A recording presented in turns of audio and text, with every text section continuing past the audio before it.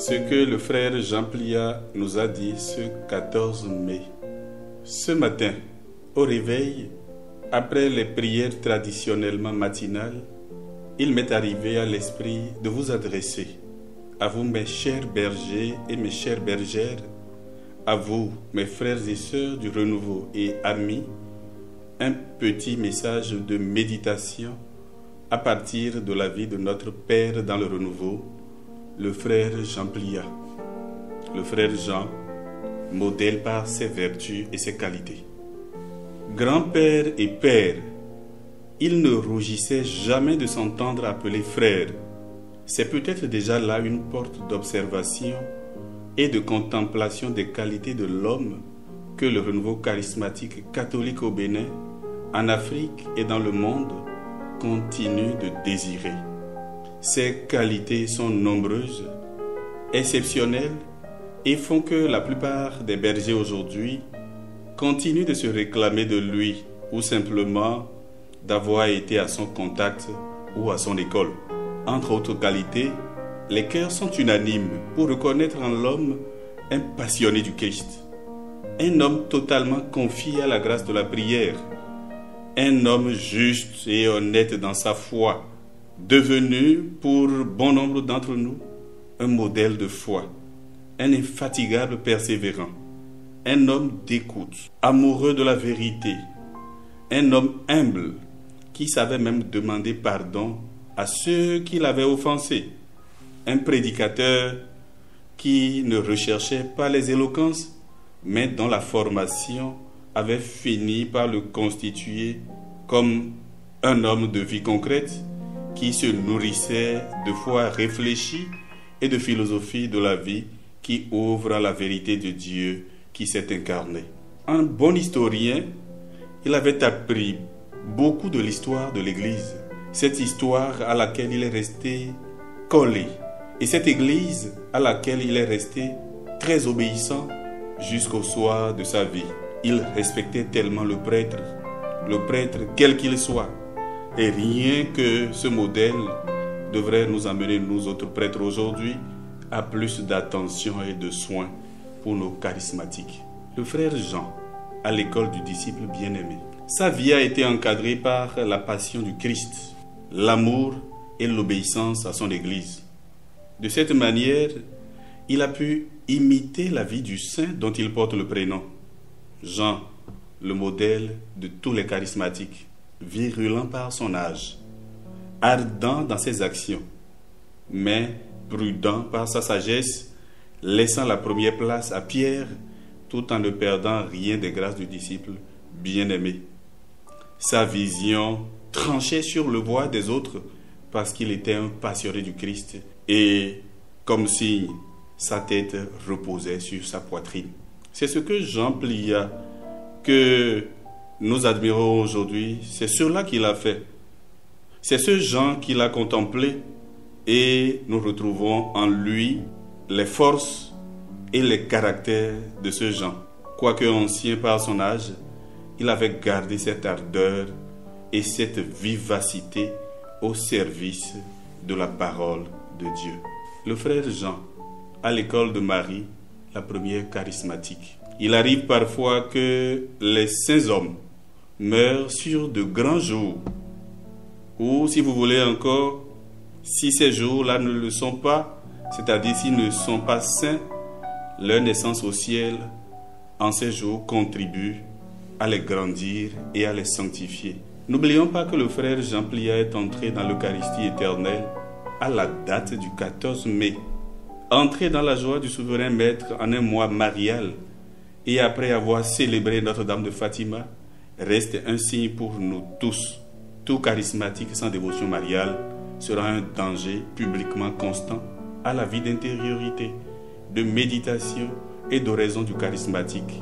Notre frère Jean Plia était un amoureux de la Vierge Marie et ses prédications lui accordaient force, place. Le modèle de Matthias contre le signe de Judas. Le 14 mai de chaque année, l'Église fait mémoire de Saint Matthias qui a été agrégé au rang des 12 apôtres avec la disparition de Judas. Ce Judas qui fut allé vers sa perte.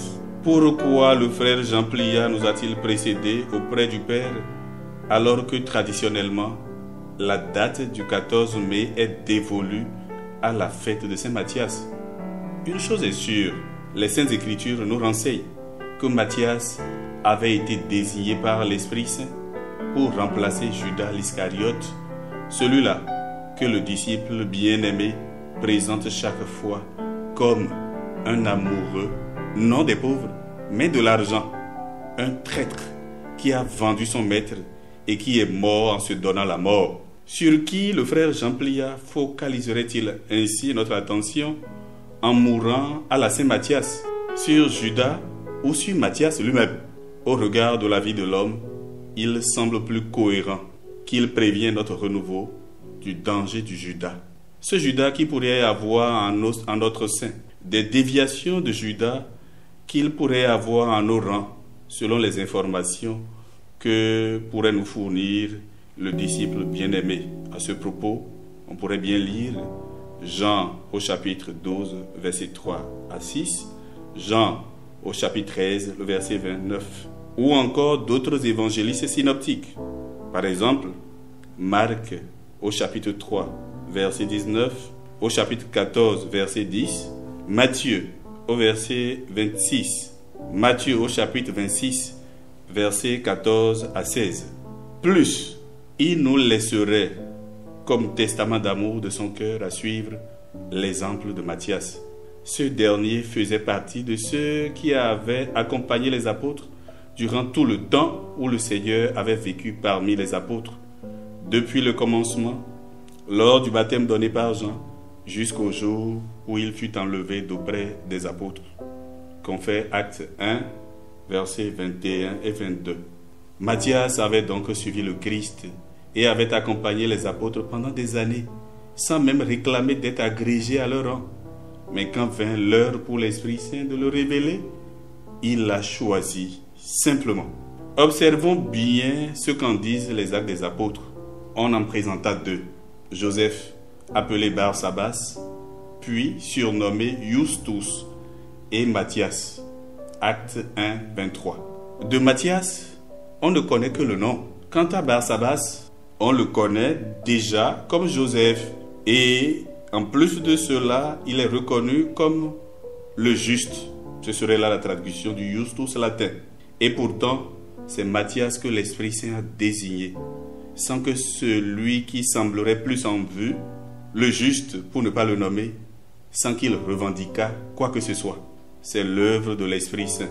Nous pourrions donc lire comme désir profond de notre frère Jean Plia de nous conduire sur les chemins de Matthias qui sont chemins de vie avec le Christ, chemin de vie caché en Christ, chemin de grand discernement avant toute intégration officielle et toute officialisation, chemin d'humilité et d'ouverture à l'imprévu de Dieu en nous. Je crois que notre frère Jean Plia, resté frère jusqu'au soir de sa vie, n'a voulu nous donner le signe. Pas un autre signe que celui de Matthias, mais il y a plus grand signe, le message de l'amoureux de Dieu en un jour de l'Ascension. Matthias a suivi Jésus et a accompagné les apôtres jusqu'au jour de l'Ascension de Jésus. Le 14 mai de cette année-là fut un jour de la solennité de l'Ascension. Notre frère Jean est entré dans la joie du ciel le jour anniversaire de la montée du Christ auprès du Père. Il est monté au ciel avec celui que son cœur a désiré et cherché. De là, il intercède pour nous. Soyons rassurés de son intercession, de sa présence à nos côtés. Le plus urgent pour nous sera de vivre désormais ce temps comme le temps de notre cénacle, dans l'attente joyeuse de l'Esprit Saint. C'est le temps de notre grand recueillement et de notre désir profond de Dieu. En quittant précisément ce jour-là notre monde, le frère Jean Plia ne nous inviterait-il pas à vivre de façon constante dans le désir soutenu de l'Esprit Saint? Il y a peut-être une tentation qui pourrait nous guetter et nous bercer d'illusions, celle de penser posséder l'Esprit Saint. Nous sommes appelés à désirer ardemment l'Esprit Saint et à vivre comme en son épectase, suivant les mots de Grégoire de Nice. Ce jour d'ascension-là, la deuxième lecture nous exhortait à accorder notre vie à l'appel que nous avons reçu. Humilité, douceur, patience, le fait de se supporter les uns les autres, l'application à rechercher l'unité de l'esprit par le lien de la paix, confère Éphésiens 4, 1 à 13. Ces vertus sont indispensables pour que ce qu'annonçait l'évangile de ce jour-là puisse être effectif dans nos vies et autour de nous. Mais que disait cet évangile? Lisons et relisons Marc au chapitre 16, les versets 15 à 19.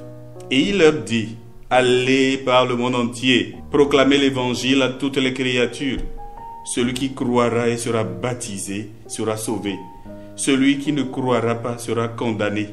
Et voici les signes qui accompagneront ceux qui auront cru. En mon nom, ils chasseront les démons.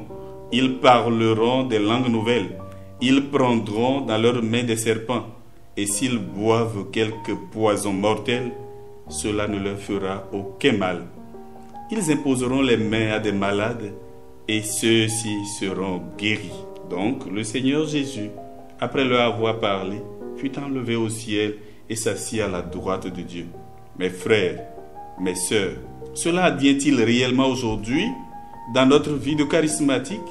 Une mise en application des paroles de Saint Paul, suivant ce que nous venons d'écouter en Éphésiens 4, pourrait nous aider peut-être à comprendre qu'il nous arrive trop souvent de devenir et de constituer des freins et des handicaps à l'action de l'Esprit Saint en nous et autour de nous, selon Marc chapitre 16. Notre frère Jean Plia nous exhorte et il continuera à nous exhorter à une cohérence de vie.